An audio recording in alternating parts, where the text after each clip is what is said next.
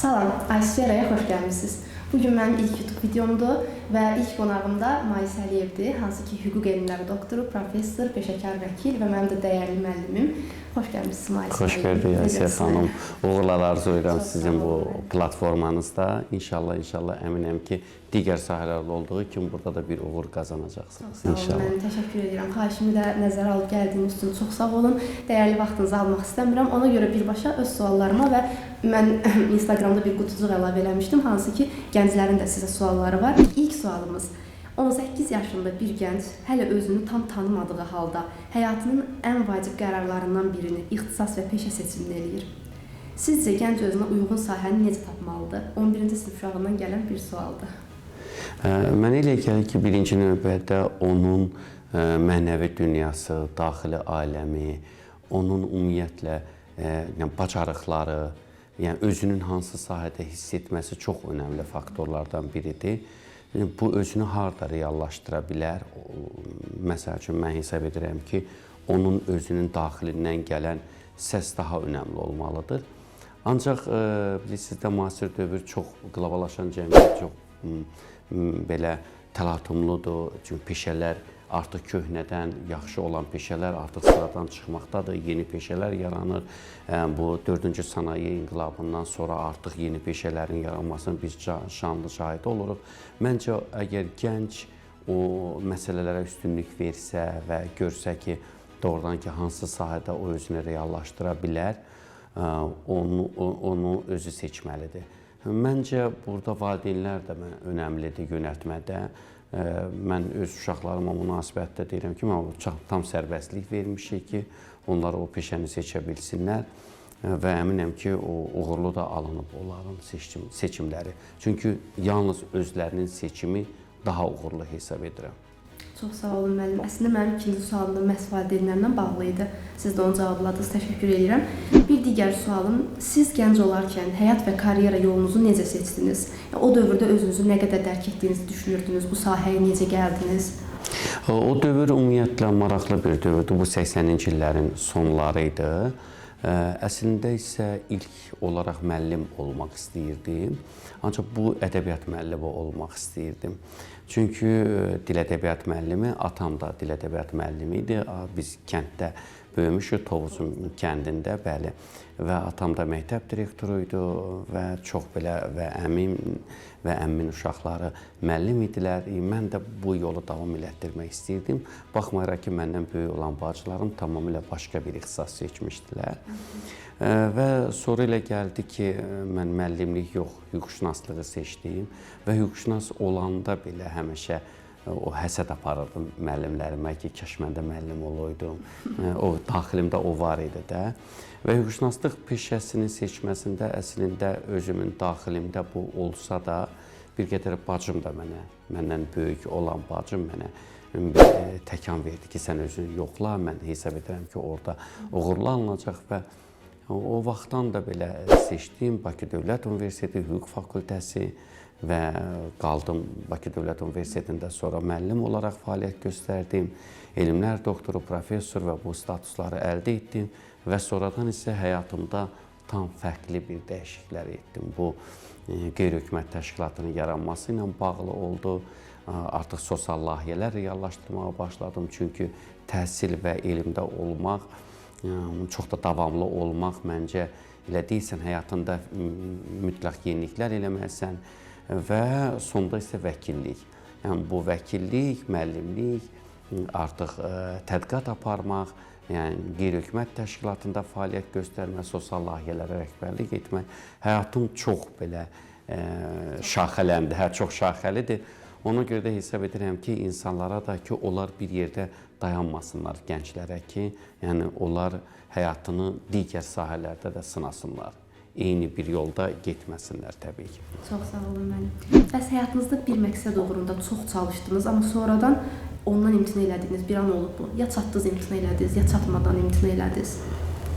Belə bir anlar olmayıb. Əslində, mən tanıyan insanlar və mənim dostlarım, mənim ətrafımda olan insanlar bilir ki, mən çox ambisiyalı bir insanlar deyiləm və ambisiyalı insanlara əslində belə çox mənfi yanaşıram ki, onun çox böyük bir var məqsəd, hansı ki o safdır, o sənin daxilindən irəli gəlib, bu sənin son hədəflərindir. Bir də var ki, mən mütləq vəzifədə olmalıyam.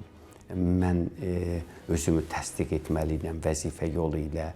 Yəni, bu şeylər mənə yad olduğu üçün və o vəzifədə olub özünü sübut etmək istəyən insanlara əslində bədbəxt insanlar kimi baxıram. Hesab edirəm ki, onlar uğurlu ola bilməzlər ki, bir də bilirsiniz də, həmin insanlar, bu ambisiyalı insanlar, onlar həyatlarının digər tərəfini unudurlar.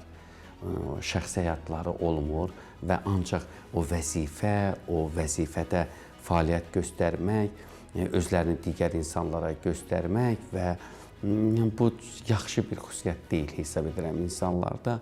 Mənim üçün azadlıq çox önəmlidir. Bəlkə də mənim ilk növbədə pedaqoji fəaliyyətlə məşğul olmağım daxilən mənim azad olmağımla bağlı olan bir şeydir ki, mən bu rejimlərdə işləməyim, mən o gərgin rejimlərdə işləmirəm və əksinə mənim dostlarım var ki, hansı ki, onlar hesab edirlər ki, bəzən iş yerlərində toksik bir mühit olur, zəhərli bir mühit olur.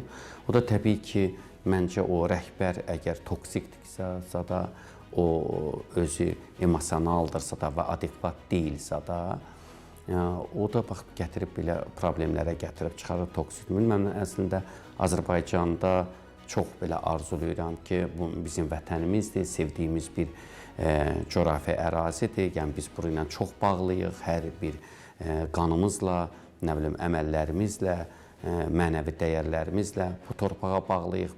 Yəni, bütün vətənpərvər insanlar məncə bunu deyir. Hesab edirəm ki, məhz iş yerlərində elə komfortlu bir mühit yaratmaq lazımdır ki, yəni bizim gənclərimiz çox yaxşı bir şəkildə öz bacarıqlarını reallaşdıra bilsinlər. Bu çox mənim üçün önəmli məsələlərdən biridir və bu mesajları da ötürməklə. Çünki bəzi insanlar, Aysə xanım, hesab edirəm ki, layiq olmadığı vəzifədə oturublar və layiq olmadıqları özlərini mənəvi dəyərləri baxımından, bilikləri və bacarıqları baxımından layiq olmadıqları vəzifəyə təyin ediblər və ona görə də onlar iş yerlərində belə toksik mühitlər yaradırlar. Demək ki, problem əslində tək məndə ya da bir neçə başqa gəncdə deyil. Ümumi bir problem var və bu problemi həll etməyə çalışmalıyıq. Bunun bir həll yolunu tapmalıyıq.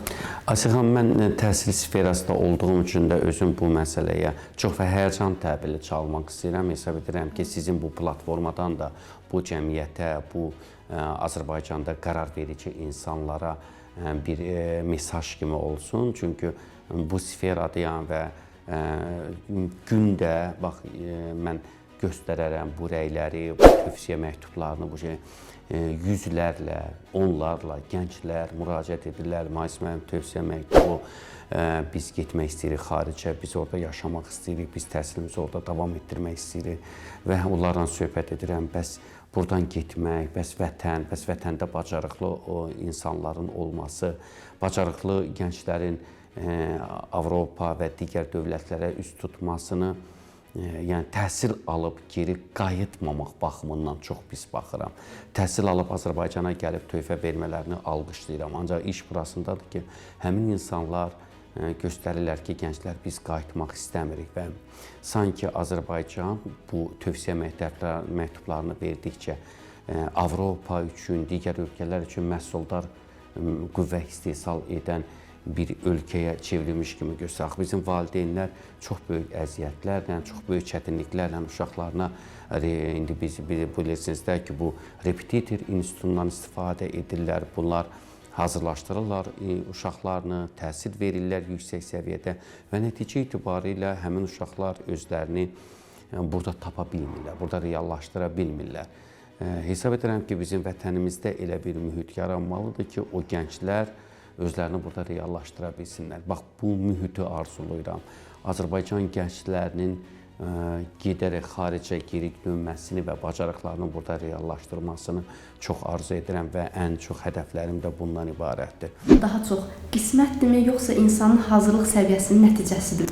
Hesab edirəm ki, hazırlıq səviyyəsinin nəticəsidir. Hesab edirəm ki, uğursuzluq yeni bir həyatın başlanğıcıdır. Mən bunu belə eləyirəm. Əgər sən bu sahədə hansısa bir uğursuzluğa duçar oldunsa, deməli Allah Taala sənə digər tərəfdən bir qapı açacaq. Mən onu həyatımda da görmüşəm, ətrafımdakı insanlarda da görmüşəm. Heç bir uğursuzluq, heç bir insanı məncə sındırmamalıdır, onu bədbin etməməlidir, onu həyatdan küstürməməlidir. O daha çox irəliyə baxmalıdır. O, deməli, onu daha güclü etməlidir ki, o yeni hədəflər qarşısına qoysun və uğurla onu reallaşdıra bilsin. Mütləq uğursuzluq yeni bir həyatın, yeni bir layihənin başlanğıcı olmalıdır. Mən sonuncu iş yerimdən çıxandan sonra daim içimdə bir narahatlıq var idi, bir konflikt var idi. Mən çıxmalıydım, yoxsa qalmalıydım, nə etməliydim?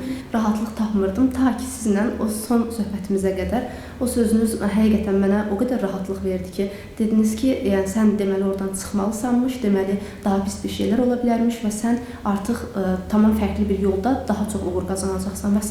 O söhbətdən sonra mən o qədər rahatlıq tapdım ki, hətta ondan sonra səhifəni açdım və səhifə bu cür inkişaf elədi və mən dedim ki, həqiqətən Mais müəllim haqlıymış, o şərdə də belə bir xeyir var imiş. Düzdür müəllim. Digər sualım müəllim, həyatınızda yaşadığınız ən böyük uğursuzluq nə olub və sizə necə təsir edib?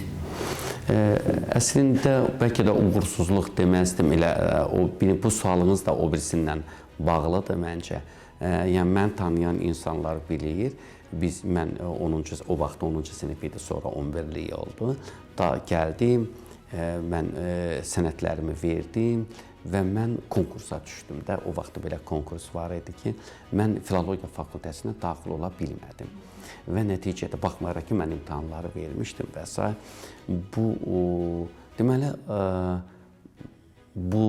bax, bəlkə dedim ki, uğursuzluq var. Yəni, bunu düzdür, mən biraz pis oldum və s. Yəni, daha çox valideynlərim, ətrafımdakı insanlar bir qədər bunu mənə görüb çox pis oldular. Ancaq deməli, mənim həyatımda ikinci bir səhifə açmalıymış. Deməli, uca bir tanrı mənə dedi ki, sənin uğurun başqa bir yerdədir. Yəni, ona görə də mən hüquq fakültəsinə sonra daxil oldum, daha uğurlu oldum, daha mən yenə də müəllim oldum, yəni mən professor statusuna kimi gəldim, çatdım. Həyatımda yeni bir səhifə açıldı. Yəni, bu onu göstərdi ki, bilmirəm, onu uğursuzluq, yoxsa başqa bir uğurun təməl, başlanğıcı kimi, təməli kimi qiymətləndirmək olar, bəlkə də elə qiymətləndirmək olar. Başqa həyatımda belə uğursuzluqlar belə rastıma gəlir. Yəni, heç onu uğursuzluq kimi də qiymətləndirə bilmirəm, bəli. Demək olar, təqribə eyni bir hadisə, oxşar bir hadisə yaşamışıq. Müəllim, mən də 11-ci sinif buraxılış imtahanından qovulmuşdum, çıxarılmışdım. Mən də çox pis olmuşdum, ağlayırdım, valideynlərim və s. eyni vəziyyət. Amma artıq hüququ bitirmişəm. Məsələn, həmin il bəlkə də heç hüquqa qəbul olmayacaqdım. Bəli. Demək ki, o şərdə də Bəli. Yəni, əslində, bu bütün gənclər üçün bir nümunə olmalıdır ki, hansısa bir şeydən bədbinlik yaranmasın. Əksinə, o sizə yeni bir güc, yeni stimul verməlidir. Onu demək istəyirəm. Müəllim, biraz da indi peşənizlə bağlı danışaq. Sizcə kimlər vəkil olmamalıdır? Bu peşə üçün ən vacib xüsusiyyət nədir? Əslində, hesab edirəm ki, empatiya hissi olmayanlar vəkil olmalı deyirlər. Çünki o qarşısındakı gələn şəxsə, ona müraciət edən, peşəkar hüquqi yardım üçün ondan imdad diləyən insanı özünü onun yerində qoymursa da, onun duyğularına, ona cavab vermirsə da, yəni bu empatiya hissi yoxdursa da, mənəvi dünyası yoxdursa da, yalnız və yalnız o həmin insana pul qazanmaq mənbəyi kimi baxırsa da, o vəkil olmalı deyil. Təbii ki, vəkil olmaq üçün peşəkarlığı olmalıdır, onun bacarıqları olmalıdır, bildiyi bir sahəni etməlidir. Çünki mən özüm də görürəm ki, və etik prinsiplərə riayət etmək, həm vəkil olar, məsələn, məni tanıyan insanlar və mənlə o proseslərdə tərəf müqabil olan, qarşı tərəf olan vəkillər hamısı bilirlər ki, və mən onlara da deyirəm ki, baxmayaraq ki, müəyyən hissəsi məni artıq tanıyırlar, bizim tələbəmiz olublar və s. bir dostluq münasibətləri də var. Onu deyirəm ki, bu prosesdir. Biz prosesdən sonra nə olsa ola bilərik, dost ola bilərik, danışa da bilərik. Ancaq proses zamanı biz prosesi uğurla öz tərəflərimizin xeyrinə o mübarizəni aparmalıyıq. O prosesi həyata keçirməliyik şəffaf şəkildə. Və deyirəm ki, bunu qəti şəxsiyə çevirmək olmaz.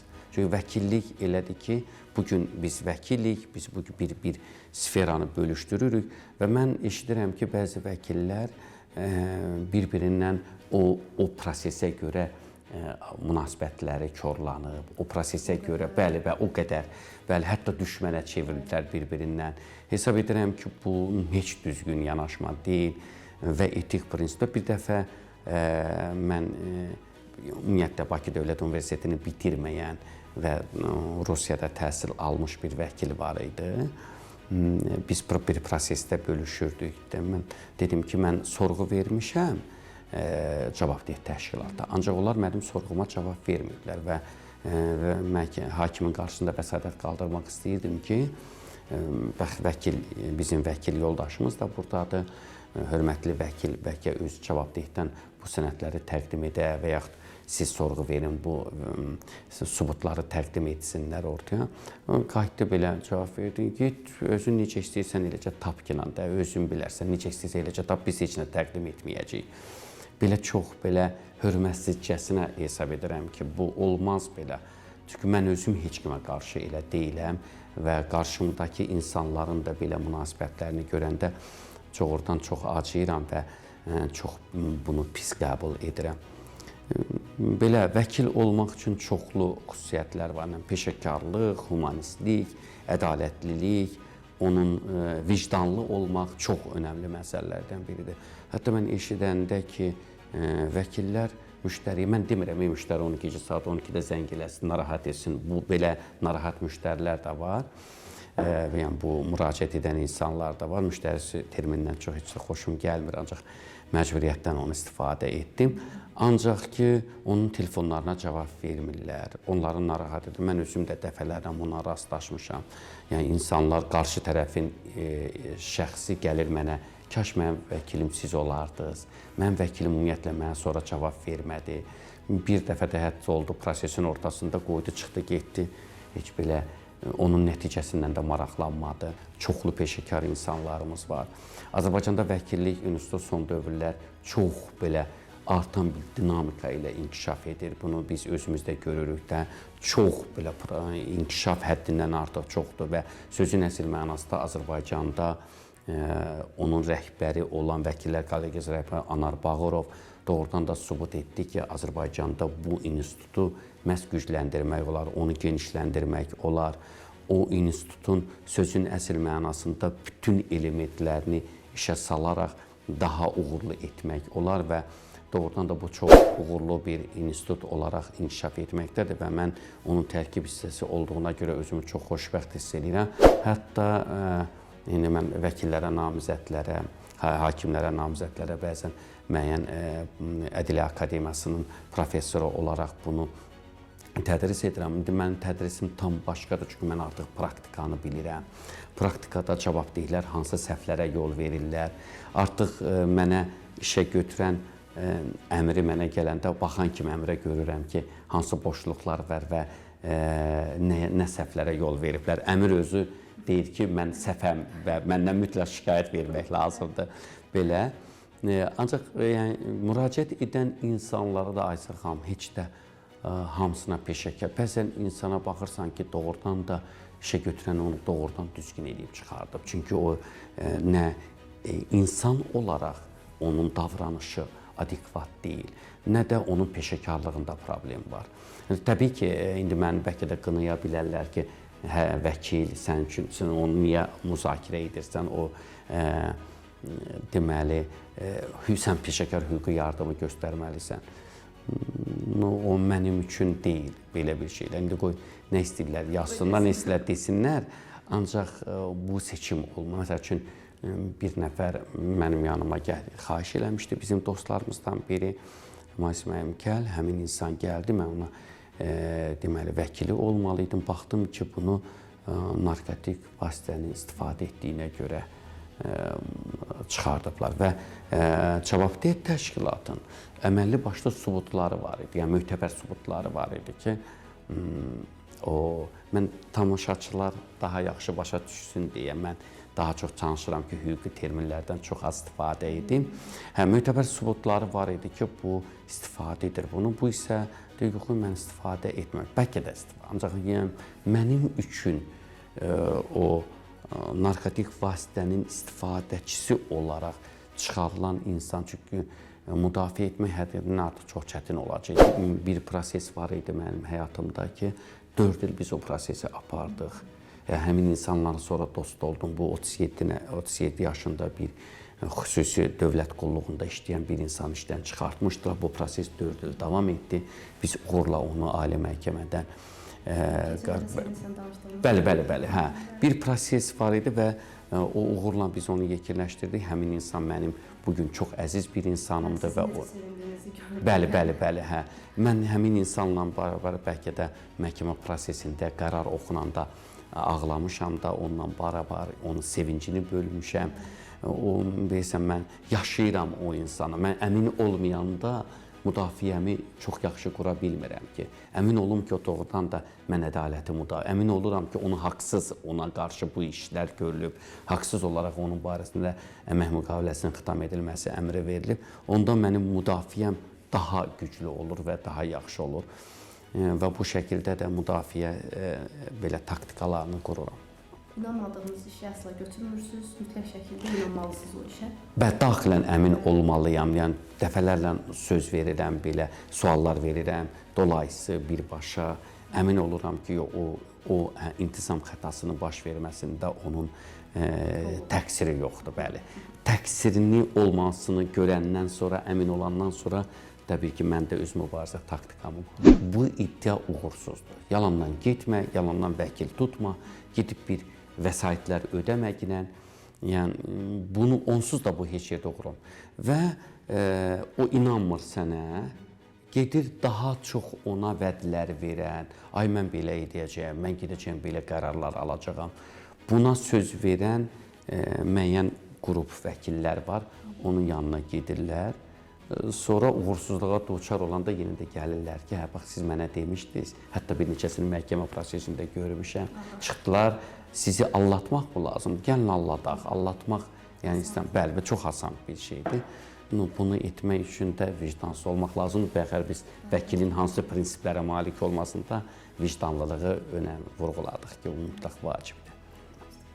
Mənim bir digər sualım, insan illərlə zəhmət verdiyi bir yerdə özünə aid hiss eləmirsə, sizcə nə etməlidir? Hər iş çətindir, qalım deməlidir, yoxsa özünə aid hiss elədiyi yerə getməlidir? Məncə özünə aid hiss elədiyi yerə getmək daha yaxşı. Bilirsiniz də ki, deyəsən Nazim Hikmət demişdi ki, xoşbəxtlik ondadır ki, insan öz sevdiyi işə çox sevə-sevə gedir. Bir də axşam öz evinə, ailəsinə sevə-sevə qayıdır, müəllimə. Buna görə də məncə insan özünü tapdı. Məsələn, olsun ki, mən hüquq fakültəsini bitirmişdim, ancaq mən tam pedaqoji fəaliyyətə getdim. Yəni, prokurorluq, hakim və digər statuslarda həmin dövrdə özümü görmədim. Və özümü də çox şanslı sayıram ki, mən bu qədər belə tələbələrim var, bu qədər insanlar var və mən onlara kömək edirəm, mən onlara lazımam. Mən onların hansısa bir məqamda əllərindən tuturam. Yəni, buna görə də heç peşman da deyiləm ki, düzdür, müəllimlik fəaliyyəti fədakarlıq tələb edən bir fəaliyyət sahəsidir. Çünki sən az bir əmək haqqınla sən uğurlar qazanmalısan. Düzdür, insanın ağlı, onun zəkası, onun yəni bacarıqları ona o gətirir o gəlirləri və özünü və ailəsini dolandıra bilir. Ancaq bundan başqa da, yəni müəllimlik fəaliyyəti bilirsiniz ki, çox az bir ödənişli bir fəaliyyətdir. Çox təəssüflər olsun ki, indi bəzi universitetlər var, bilirəm ki, onlar yaxşı əmək haqqı ödəyirlər, ancaq əksər hallarda əmək haqqı qanunedici səviyyədə olmur. Ancaq buna baxmayaraq ki, o qarşıda oturan tələbənin təqsiri yoxdur ki, sən az əmək haqqı alırsan. Sən sevə-sevə öz fənnini sevdirməlisən, onu tədris etməlisən. Bilirsizdə, mən həmişə deyirəm ki, maraqsız fənn yoxdur, maraqlı edən qarşıda duran birinci şəxsdir, müəllimdir, təlimçidir. O özü maraqlıdırsa da, o dərsi də maraqlı edir. Bu çox önəmli məsələdir. Ancaq inşallah yəqin ki, bizim bu təhsil sferasında islahatlar uğurla inşallah yekunlaşar, uğurla davam edər və burada da bir məsələlərə gətirilər. Və təhsildə olan başlıca problem onu görürəm ki, bəzən təhsili bilməyən və onundan xəbəri olmayan, sanki təhsil menecerləri adı ilə bu sferaya gətirilən insanların uğursuz fəaliyyətidir. Bilmirəm, buna görə məni qınayacaqlar, qınamayacaqlar. Lap istəyirlər ki, nə istəyirlər desinlər, mən gördüyümün şahidi oluram. Onu həmin insanların, sadəcə o menecer özünü hesab edən insanlar və təhsil sahəsində olan insanlar gəlsinlər 45 dəqiqə, Bakı universitetlərdə bilirsiniz ki, tədris 90 dəqiqədir. Onu istəmirəm o 90 dəqiqə, 25 dəqiqə, 45 dəqiqə. Dursun tribunadan maraqlı dərs aparsın. Elə dərs aparsın ki, hamı qulaq assın. Onu əgər apara bilmirsə da, ancaq aparan insanlara yuxarıdan aşağı baxırsa da, o heç vaxt təhsil sferasına uğur gətirə bilməz. O hansı xarici universiteti bitirsə də, o nə qədər dillər bilsə də belə, o heç vaxt Azərbaycan təhsilində uğurlu ola bilməz. Mümkün deyil o. Və onda həmin o insanlara da heç vaxt baxmayacaq yaxşı şəkildə ki, mən onu qiymətləndirim, o mütəxəssisdir, ona dəyər verim, qoy onu fərqləndirim digər insanlardan ki, digər işçilərdən ki, qoy motivasiyası olsun, o daha faydalar versin. Ona görə də mən özüm də Bakı Dövlət Universitetində fəaliyyət göstərdiyim dövrdə, tələbələr artıq bunu bilirlər, dəfələrlə Konstitusiya Məhkəməsi simulyasiyası qurmuşam. İlkin olaraq ilkin məhkəmə, hətta Apellyasiya Məhkəməsi simulyasiyasında qurmuşam. Bunu tələbələr özləri bilirlər. Almışam, taxmışam. Yəni, mən o geyimləri, mantiyoların hamısını özüm, öz vəsaitim hesabına alıb gətirmişəm və uşaqları çox böyük motivasiya etmişəm. Təhsil TV-də də bu kim istəsə ona baxa bilər. Bu fraqmentlər var, Təhsil TV gəlib onu çəkib, vaxtilə bu fraqmentləri və nəticədə demotivasiya olundu. Sonra gördüm ki, mənə heç kəsin verdiyi mənə dəyər lazımdır. Mənə dəyəri o tələbələr verirlər, onların şərtləri verirlər, onların müxtəlif sosial platformalarda bildirdikləri münasibətlər, o məni çox belə güclü edən ana iş yerində yuxarıdan aşağı baxanda bu yaxşı bir tendensiya deyil. Özdə yaradıcı insanlara, biz yaradıcı insanıq. Bizim beynimizdə çoxlu informasiyalar var, çoxlu metodlar var.